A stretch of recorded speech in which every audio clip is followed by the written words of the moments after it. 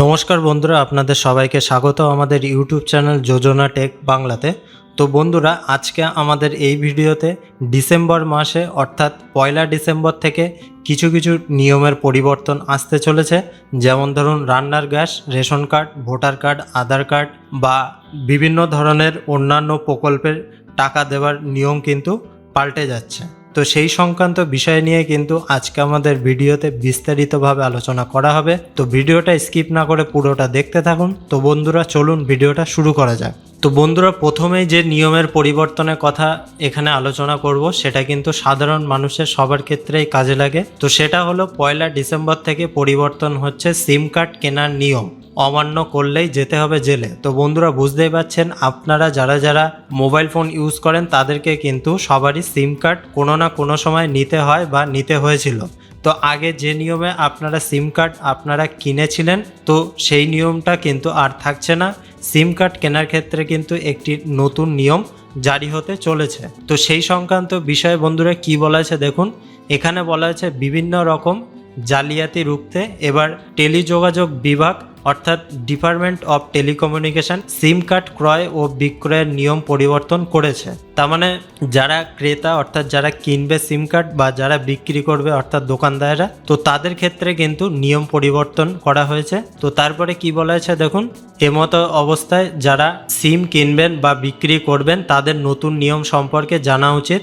অন্যথায় নিয়ম লঙ্ঘনের জন্য জরিমানা সহ জেলে পর্যন্ত যেতে হতে পারে। মূলত জাল সিম কার্ডের কারণে বাড়তে থাকা প্রতারণা রুখতে কঠোর হয়েছে কেন্দ্র সরকার। তো বন্ধুরা, বুঝতেই পারছেন যে এইসব সিম কার্ড নিয়ে যেসব জালিয়াতি শুরু হয়েছে সেই সবের জন্যই কিন্তু এই নিয়মটা চালু করা হয়েছে।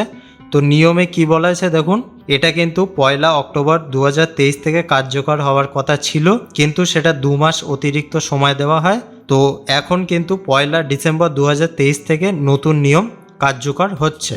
তো এখানে কি বলেছে দেখুন, বাধ্যতামূলকভাবে কেওয়াইসি অর্থাৎ নতুন নিয়মের অধীনে সিম কার্ড বিক্রেতাদের যারা সিম কার্ড ক্রয় করছেন তাদের সঠিক কেওয়াইসি করতে হবে। পাশাপাশি সরকার সিম কার্ড ক্রেতা ও বিক্রেতাদের একসঙ্গে একাধিক সিম কেনার উপর নিষেধাজ্ঞা আরোপ করেছে। এর অর্থ ব্যবহারকারীরা একসাথে একাধিক সিম কার্ড ইস্যু করতে পারবে না। এছাড়াও একটি আইডিতে সীমিত সংখ্যক সিম কার্ড ইস্যু করা হবে। তো বন্ধুরা, এইটার কারণে অর্থাৎ এইসব জালিয়াতি যদি ধরা পড়ে তাহলে কিন্তু উল্লেখযোগ্য বিষয় হলো এখানে কিন্তু এই সমস্ত নিয়ম লঙ্ঘনের জন্য 10 লক্ষ টাকা পর্যন্ত জরিমানা করা হতে পারে, এমনকি জেলেও যেতে হতে পারে। তো বন্ধুরা, এটা কিন্তু আপনারা অবশ্যই খেয়াল রাখবেন। যখন আপনারা নতুন সিম নিতে যাবেন তখন কিন্তু আপনাদের কেওয়াইসি অবশ্যই করা উচিত।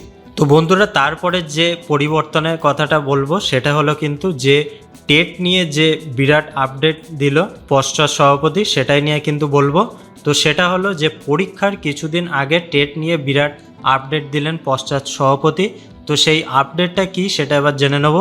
এখানে বলা আছে দেখুন, গত বছর টেটে বায়োমেট্রিক নিয়ে বহু অভিযোগ সামনে এসেছিল, তবে এবার সেই খামতি পূরণ করতে চাইছে প্রাথমিক শিক্ষা পর্ষদ অর্থাৎ West Bengal board of primary education. জানা যাচ্ছে এবার পরীক্ষা কেন্দ্রের ভিতরে আর লাইন দিয়ে বায়োমেট্রিক ছাপ দিতে হবে না পরীক্ষার্থীদের।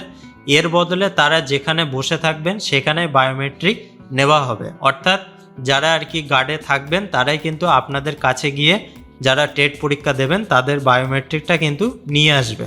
তারপরে কি বলেছে দেখুন, পশ্চাৎ তরফে জানানো হয়েছে গত বছরের মতো এবছরও প্রাথমিক টেট পরীক্ষায় সব ধরনের নিরাপত্তা সুনিশ্চিত করতে পদক্ষেপ নেওয়া হবে। তো বুঝতেই পারছেন যে টেট পরীক্ষার যে নিয়মটা সেটা কিন্তু আমি আপনাদের বললাম। তো এই নিয়মেই কিন্তু এবার থেকে যারা পরীক্ষা দেবেন তাদেরকে কিন্তু বায়োমেট্রিক দিতে হবে। তো তারপরে কি বলেছে দেখুন, যে পরিবর্তনের কথাটা সেটা হলো কিন্তু ক্ষুদ্র সঞ্চয় প্রকল্পের নিয়মে পরিবর্তন করেছে সরকার। তো এখানে বলা আছে দেখুন, পাবলিক প্রভিডেন্ট ফান্ড। তো বন্ধুরা, এখানে বলা আছে দেখুন 2023 নামে সংশোধিত নির্দেশিকায় মূলত অকাল প্রত্যাহারের নিয়মে পরিবর্তন আনা হয়েছে। আগে মেয়াদ শেষে আগে পিপিএফ অ্যাকাউন্ট বন্ধ করতে জরিমানা দিতে হতো।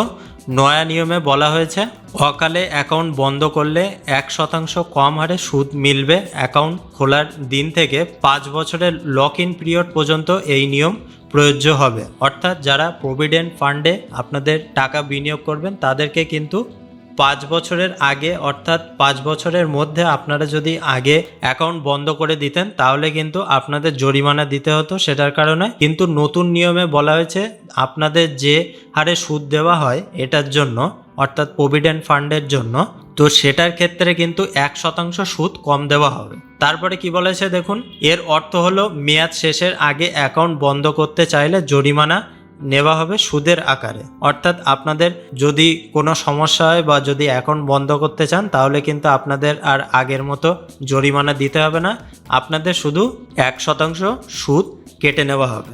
তো বন্ধুরা এর পরের পরিবর্তনটা হলো কিন্তু সিনিয়র সিটিজেন সেভিংস স্কিমে, অর্থাৎ সিনিয়র সিটিজেন সেভিং স্কিমে অ্যাকাউন্ট খোলার সময়কাল বাড়ানো হয়েছে।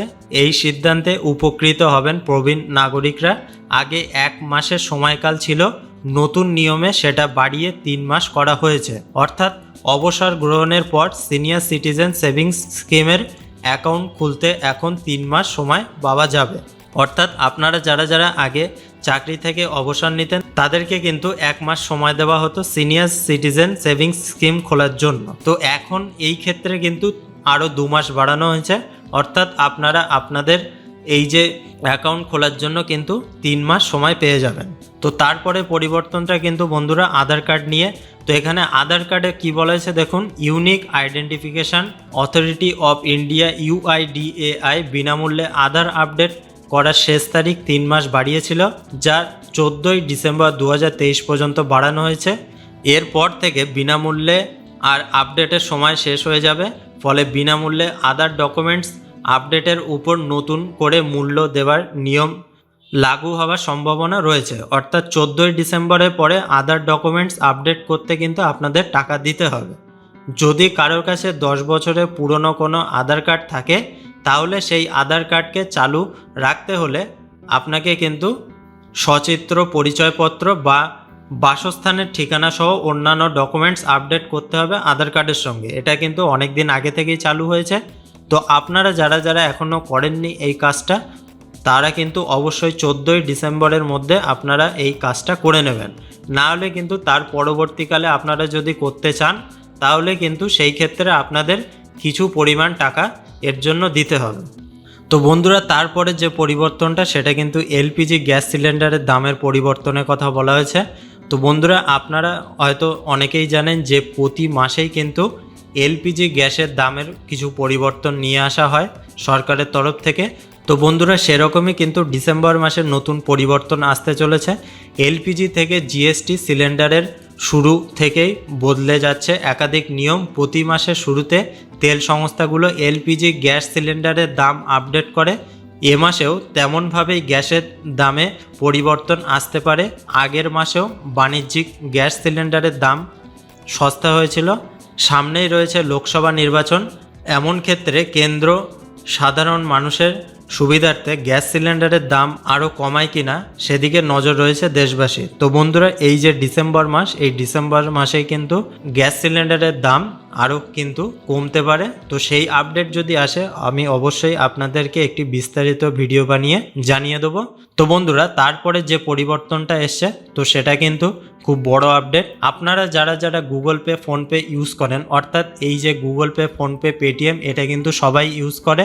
অর্থাৎ অনলাইন পেমেন্টে UPID দিয়েই কিন্তু অনলাইন পেমেন্ট হয়। তো সেটা কিন্তু 31শে ডিসেম্বর থেকে নতুন নিয়ম চালু করছে কেন্দ্র সরকার। তো সেই ক্ষেত্রে কি বলেছে দেখুন, গুগল পে ফোনপে এবং পেটিএম এর ইউজারদের 31শে ডিসেম্বর থেকে UPID নিষ্ক্রিয় করার নির্দেশ দেওয়া হয়েছে। তো এটা কিন্তু NPCI এর তরফ থেকে বলা হয়েছে, অর্থাৎ কেন্দ্র সরকারের তরফ থেকে কিন্তু বলা হয়েছে। তো বন্ধুরা NPCI হলো কিন্তু একটি সংস্থা যেটা হচ্ছে UPID যেটা আছে সেটা কিন্তু তারা পরিচালনা করে। তো তাদের ক্ষেত্রে কিন্তু নির্দেশিকা এসছে যারা যারা গুগল পে ফোনপে পেটিএম ইউজাররা আছেন তাদেরকে কিন্তু বলা হয়েছে যে তাদের UPID নিষ্ক্রিয় করে দেওয়া হবে।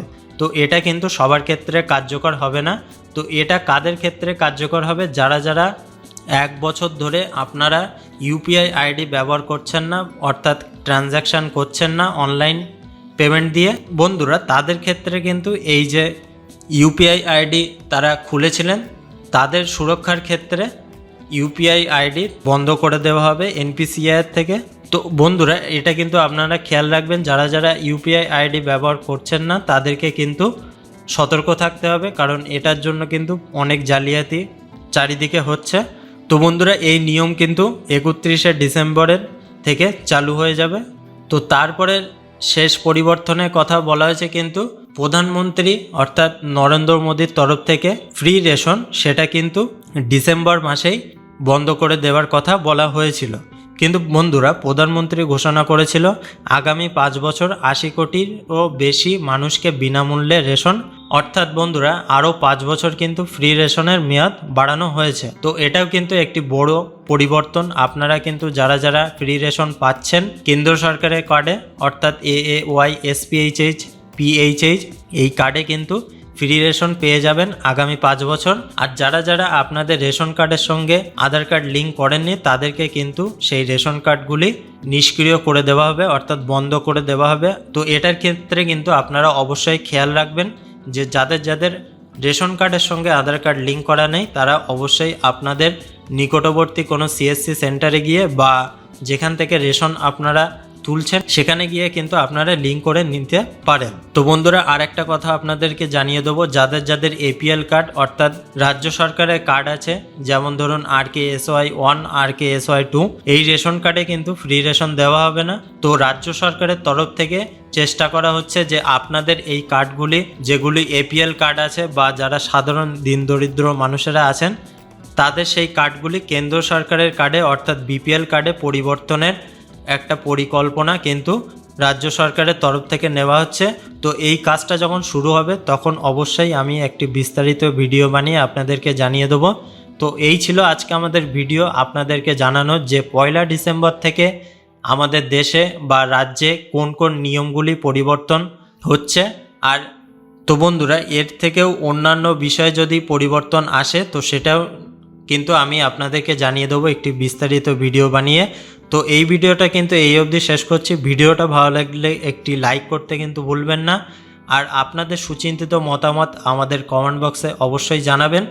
তো বন্ধুরা পরবর্তী আর একটা ভিডিওতে আমি আর একটা বিস্তারিত আলোচনা নিয়ে ফিরে আসব। ততক্ষণে আপনারা খুব ভালো থাকুন, সুস্থ থাকুন, আর আমাদের এই ভিডিওটা দেখার জন্য আপনাদেরকে অসংখ্য ধন্যবাদ।